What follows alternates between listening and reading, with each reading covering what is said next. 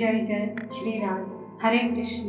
भागवत स्वरूप सभी साधुओं को मेरा प्रणाम। आज हम जानेंगे श्रावण मास महात्म का 7वां अध्याय के बारे में, जहाँ मंगलवार की व्रत की कथा के बारे में बताया गया। वीडियो शुरू करने से पहले आप सभी से अनुरोध है, अगर आपने मेरा चैनल सब्सक्राइब नहीं किया तो सब्सक्राइब कर लीजिए और बेल आइकन को प्रेस कर दीजिए ताकि मेरा हर वीडियो आप तक पहुंच जाए। तो शुरू करते हैं श्रावण मास महात्म का 7वां अध्याय। भगवान शंकर ने श्री सनत कुमार से कहा, अब मैं मंगलवार की व्रत का महत्व सुनाऊंगा, ध्यानपूर्वक सुनो। इस व्रत के करने से वैधव्य का नाश होता है। विवाह तक 5 वर्ष तक इस व्रत को करना चाहिए। इस व्रत का नाम मंगल गौरी व्रत है। ये व्रत ताप का नाश करने वाला है। विवाह के पश्चात पहले मंगलवार के दिन इस व्रत को आरंभ करना चाहिए। पुष्प मंडप का निर्माण करके उसे कदली स्तंभों से शोभित करना चाहिए। उसे अनेक प्रकार के सुंदर वस्त्र तथा फलों से सजाना चाहिए। मंडप में देवी की सोने की प्रतिमा बनवाकर स्थापित करनी चाहिए। यदि सोने की प्रतिमा बनवाने की शक्ति ना हो तो अपनी शक्ति के अनुसार किसी अन्य धातु की प्रतिमा बनवाकर स्थापित करनी चाहिए। इसके बाद उस प्रतिमा का अर्चन करना चाहिए। उस मंगला गौरी की प्रतिमा का 16 उपचारों से तथा 16 दुर्वा दलों से और 16 चिड़चिड़ा दलों से, 16 चावल तथा 16 चने की दाल के दानों से अर्चना करना चाहिए। 16 बत्तियों का एक दीपक होना चाहिए अथवा 16 दीप जलाकर भक्ति द्वारा दही तथा चावल का नैवेद्य समर्पण करना चाहिए। देव की मूर्ति के पास शील लोड़ा रखना चाहिए। इस तरह 5 वर्ष तक व्रत करना चाहिए। फिर उद्यापन करके माता को बायना देना चाहिए। अब बायना के संबंध में सुनिए। मंगला गौरी की एक पल सोने की प्रतिमा बनवानी चाहिए या आधे पल या आधे से आधे पल की प्रतिमा बनवानी चाहिए। अपनी शक्ति के अनुसार सोने अथवा चांदी के घड़े को चावल से भरना चाहिए। उस घड़े के ऊपर पहनने के कपड़े या चोली रखनी चाहिए। उसके ऊपर मंगला गौरी की प्रतिमा रखनी चाहिए। देवी के नजदीक, जैसा कि मैं ऊपर भी कह आया हूँ, शील लोड़ा रखनी चाहिए। ये शील लोड़ा चांदी का होना चाहिए। इस प्रकार माता के लिए बायना देना चाहिए। फिर 16 सुहागन ब्राह्मणों को भोजन करवाए। हे सनत कुमार, इस प्रकार व्रत करने से 7 जन्म तक अटल सौभाग्य तथा पुत्र पौत्र एवं संपत्ति आदि सब अपने आप प्राप्त हो जाया करता है। सनत कुमार ने भगवान शिव से पूछा, प्रभु, इस व्रत को पहले किसने किया था और उसके करने से फिर किस फल की प्राप्ति हुई थी?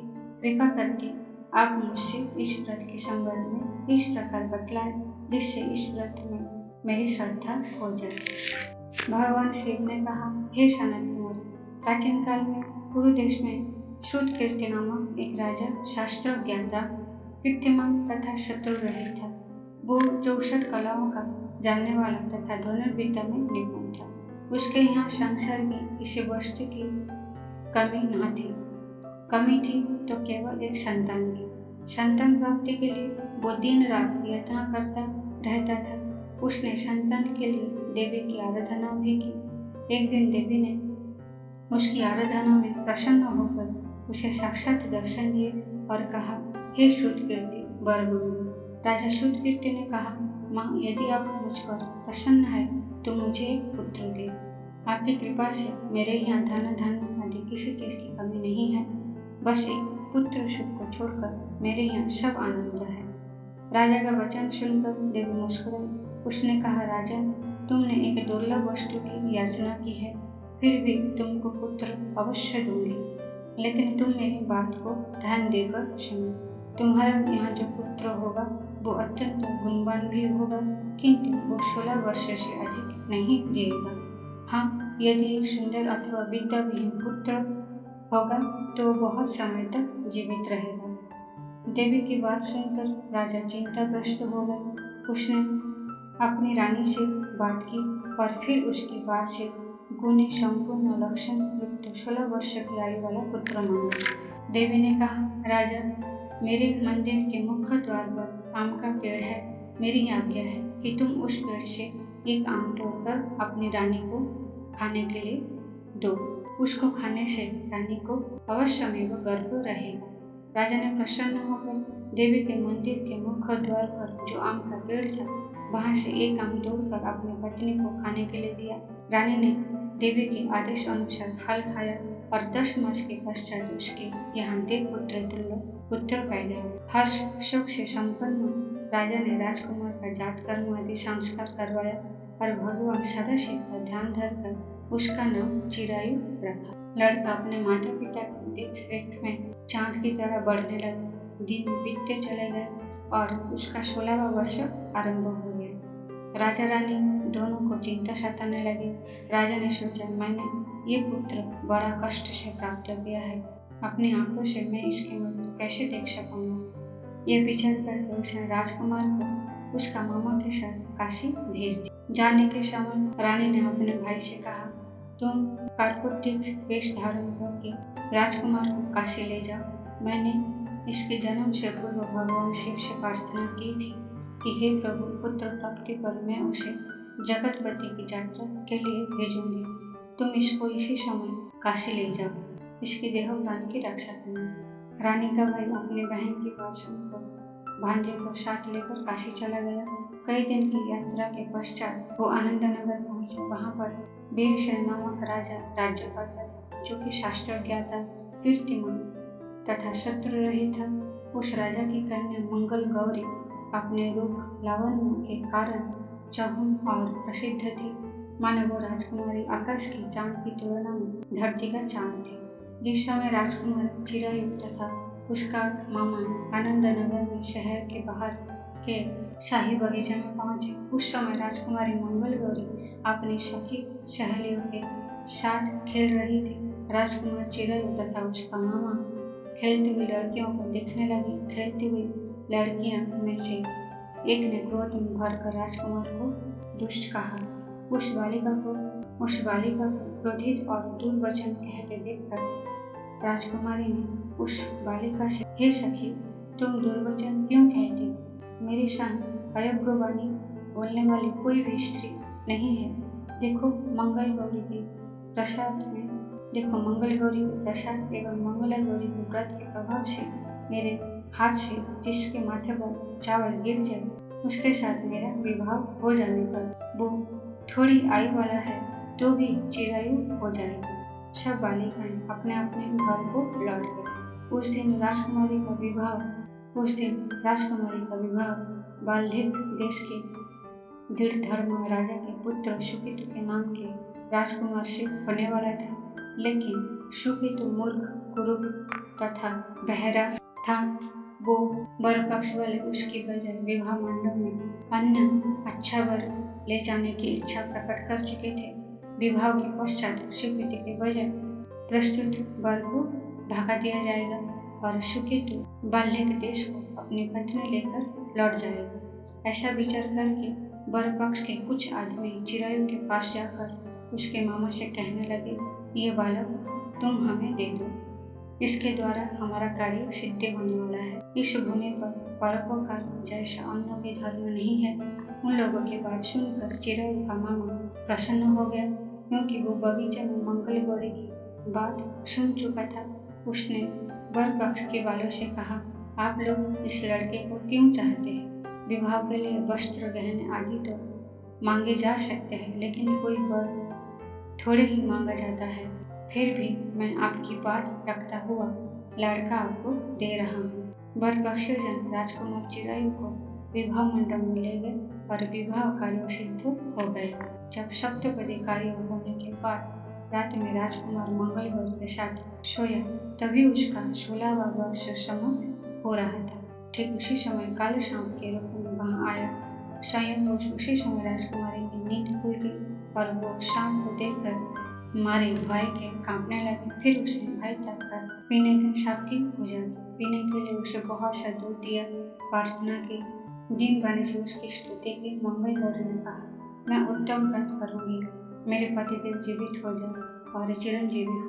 देखते ही देखते सांप कमंडल में प्रवेश कर गया। अपनी कुछ की चोली से राजकुमारी ने कमंडल का मुख बांध दिया। उस समय राजकुमार अपने शरीर के अंगों को नटते हुए जाकर उठकर बैठ गया। उसने राजकुमारी से कहा, मुझे बहुत भूख लगी है। राजकुमारी ने माता के समीप जाकर लड्डुआ दिलाकर राजकुमार को खाने के लिए दिया। राजकुमार ने प्रसन्न होकर भोजन किया। हाथ धोते समय उसका हाथ गिर गया। वो पान खाकर दोबारा सो गया। उसके सोने के बाद राजकुमारी कमंडल को बाहर फेंकने के लिए गई, लेकिन विधि के विधान से बाहर जाते समय चमकते हुए हार की चमक देखकर चकित रह गई। उसने उस घट में स्थित हार को अपने गले में पहन लिया। थोड़ी रात बाकी रहने पर चिरायु का मामा आकर उसे ले गया। चिरायु के जाने के बाद वर पक्षीजन सुकेतु को वहाँ ले आए। मंगल गौरी ने जब सुकेतु को देखा तो कहा, ये मेरा पति नहीं है। इस पर वर पक्षीजनों ने राजकुमारी से कहा, हे देवी, ये तुम क्या कह रही हो? यदि कोई पहचान हो तो कहो। मंगल गौरी ने कहा, रात को मेरे पति ने जो मुझे जरा हार दिया है, उस हार की रत्नों की सुंदरता ये बतलाइए। यदि कोई अन्न ही है, रात्रि में आम्रसिंचन के समय मेरे पति का केशव युक्त पद मेरी जांघ में लगा हुआ है। सब लोग उसे देखो। रात के समय मेरे और मेरे पति के बीच जो बातचीत हुई है और हमने क्या भोजन किया था, ये भी बतला दो, तो मैं ये मेरा पति होगा।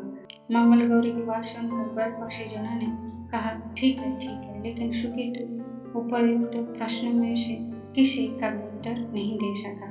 इस पर कन्या पक्ष वाला ने उसके साथ राजकुमारी को भेजने से इनकार कर दिया और वर पक्षीजन अपना समूह लेकर जैसे आए थे वैसे ही लौट गए। मंगल गौरी के पिता महाराजा वीरसेन ने प्रसन्न होकर एक महान यज्ञ रचाया। उसने ये भी सुना कि वर पक्षीजन किस प्रकार अपने पूर्व राजकुमार के बजाय किसी अन्य सुंदर युवक को विवाह के मंडप में ले आए थे और उसके साथ मंगला गौरी की विवाह हुआ था। अब मंगला गौरी राजमहल के बरामदे में एक चीक की ओट में बैठ गई और प्रत्येक आते जाते यात्री को देखने लगी ताकि कहीं उसे चिरायु दिखाई दे जाए। उधर चिरायु भी अपने ससुराल का हाल जानने के लिए अपने मामा के साथ वहां आ पहुंचा। जो ही वो चीक के सामने से गुजरा, मंगला गौरी ने उसे देखकर कहा, पिताजी, मेरे पति आ गए हैं। राजा ने तुरंत ही मामा भांजे को राजभवन के भीतर बुलावा भेजा। मंगल गौरी की बतलाई हुई सब निशानियां चिरायु में मौजूद थी। राजा ने वस्त्र वरण, अश्व, गज, रथ तथा अन्य बहुत सी चीजें के साथ मंगला गौरी को चिरायु के साथ। उसके बाद चिरायु राजा वीरसेन से विदा होकर अपनी पत्नी एवं मामा के साथ कुल नंदन सिंह सहित नगर को गया। जब उसके माता पिता ने लोगों के मुख से उसकी बख्शिश के संबंध में सुना तो उन्हें इस बात का विश्वास नहीं हुआ। वो सोचने लगे कि भाग्य के विपरीत कैसे हो सकता है। वो अभी ये सोच ही रहे थे कि राजकुमारी चिरायु ने माता और पिता के चरणों में प्रणाम किया। माता ने उसका सिर चूमा और उसके आनंद का कोई पारावार न रहा। फिर उसने पुत्रवधू को अपनी गोदी में बिठाकर उससे सारा हालचाल पूछा। भगवान शंकर बोले, हे महामुनि, मंगला गौरी ने उसके व्रत, महत्व तथा पिछला समस्त घटनाक्रम बतलाया। हे सामंत कुमार, मंगला गौरी के कारण ही तभी से यह व्रत मंगला गौरी के नाम से प्रसिद्ध हुआ। इसे जो कोई भी सुनेगा अथवा इसका कीर्तन करेगा, उसके सभी मनोरथ सिद्ध हो जाएंगे, इसमें संशय नहीं है। श्री सूत जी बोले, हे ऋषिगण, भगवान शंकर ने सनत कुमार से इस व्रत को कहा और वो इस कार्य की सिद्धि वाले व्रत को सुनकर गदगद हो उठे। उनको इसके सुनने से परमानंद की प्राप्ति हुई। अतः श्रावण मास महात्मा का 7वां अध्याय समाप्त। आप प्रेमपूर्ण हृदय से अपने आराध्य भगवान का चिंतन करते हुए बोलिए, जय जय श्री राधे। हरे कृष्ण।